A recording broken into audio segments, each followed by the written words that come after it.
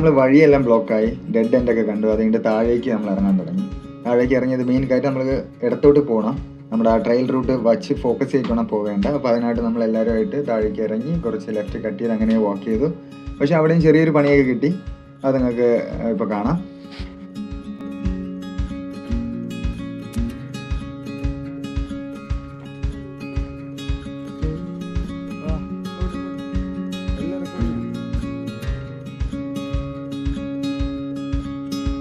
ഇവിടുത്തെ വഴി അത്ര നല്ലതല്ല.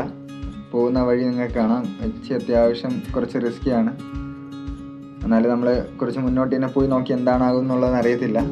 കുറച്ച് മുന്നോട്ട് പോകാമെന്ന് കരുതി അങ്ങനെ നേരെ കുറച്ച് പോയപ്പോഴാണ് ലാസ്റ്റ് പ്രതീക്ഷ പോലെ വീണ്ടും ഡെഡ് എൻഡ് ആയിരുന്നില്ല, എന്നാലും പോകാനായിട്ട് ഇച്ചിരി ബുദ്ധിമുട്ടായിരുന്നു അത്.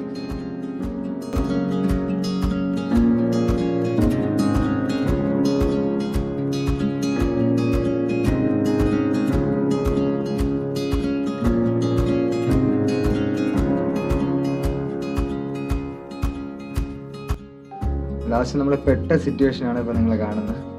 വെള്ളച്ചാട്ടം പോയി എങ്ങനെയൊക്കെയോ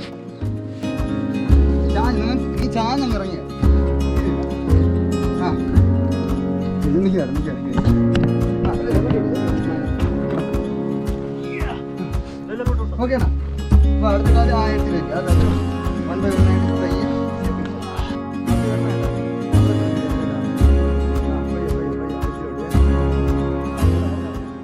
എല്ലാവരും സേഫായിട്ട് മൂവായി തുടങ്ങി. പിന്നെ വീണ്ടും താഴേക്ക് ഇറങ്ങണം, എന്നാലേ വഴി നമുക്ക് ട്രെയിനിൽ ലെഫ്റ്റിലോട്ട് കട്ട് ചെയ്യാൻ പറ്റത്തുള്ളൂ.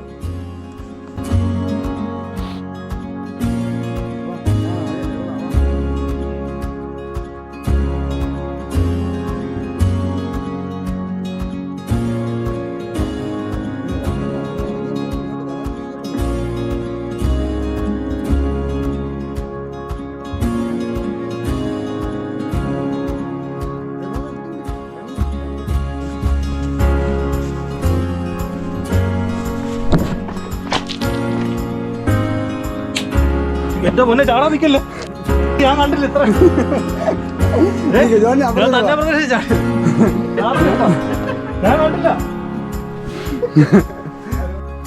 അങ്ങനെ ഇറക്കമെല്ലാം ഇറങ്ങി കഴിഞ്ഞതിന് ശേഷം വീണ്ടും നമ്മൾ കയറാനായിട്ട് വേണ്ടി തുടങ്ങി. ഇവിടുത്തെ ഒരു ചെറിയൊരു പ്രത്യേകത എന്ന് പറഞ്ഞു കഴിഞ്ഞാൽ, ചെറുതെന്ന് പറയാൻ പറ്റില്ല, അത്യാവശ്യം ഒരു ഡിഫറെൻറ്റ് ടൈപ്പ് ഓഫ് ഒരു ക്ലൈമറ്റ് ആണ് ഇവിടെ. പെട്ടെന്ന് തണുപ്പും ചൂടുമായിട്ട് മാറി മാറി നിൽക്കും. അത് മാത്രമല്ല ഇപ്പം വിൻ്റർ ടൈം ആയതുകൊണ്ടാണ് അങ്ങനെ ഫീൽ ആകുന്നത്. പിന്നെ ഇവിടുത്തെ ഒരു കളർ ഷെയ്ഡിങ് വളരെ ഡിഫറെൻ്റ് ആണ്. ഇച്ചിരി വെയിലുള്ള സമയത്തുള്ളൊരു ഷെയ്ഡല്ല നമ്മളിപ്പോൾ ഈ കാണുന്നത്. ഇപ്പം വെയിൽ ഉദിച്ച് വരുന്നതേ ഉള്ളൂ. അത്യാവശ്യം ബ്രൈറ്റ് ആകുന്ന സമയത്ത് കാണാനായിട്ട് വേറൊരു വൈബാണിതിൽ.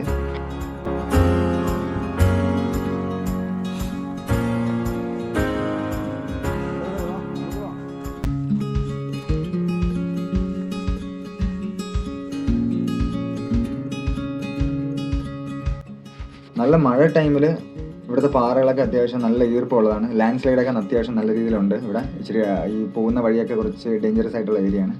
നമ്മൾ പോയ ടൈമിൽ ഇറങ്ങാൻ നേരത്താണ് ഇച്ചിരി മഴയും കാര്യങ്ങളൊക്കെ ഉണ്ടായിരുന്നത്.